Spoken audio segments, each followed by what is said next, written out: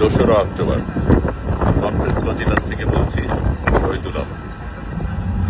আমরা গতকালকে ঝড়ের ভেতর দিয়ে গিয়েছিলাম, কিন্তু এখন ঝড় কমেছে। ক্যাপ্টেন দ্রুত জাহাজ এগিয়ে নিয়ে যাচ্ছিলেন ঝড়ের আগে যাওয়ার জন্য। আমরা সুমুদ ফ্লোটিলার শেষ অংশে, এর আগের ফ্লোটিলাগুলি ইতিমধ্যেই গাজার কাছে চলে গেছে। সামনে যেগুলি ছিল সেগুলিকে গত রাতে ইসরায়েলি হানাদাররা আক্রমণ করেছিল, কিন্তু আমরা এখনো সেই জায়গায় পৌঁছাইনি। গতকালকে সমুদ্রে একটা তুরস্কের নৌজাহাজ আমরা দেখেছিলাম, কিন্তু সেটা দূরেই থেকেছিল। আজকে কারা আছে আমরা জানি না, কিন্তু আমরা ক্রমশ কাছে যাচ্ছি। আমরা অবশ্যই সেখানে পৌঁছাবো এবং ইসরায়েলের আক্রমণের কারণে আমরা কোনোভাবেই পেছনে যাব না।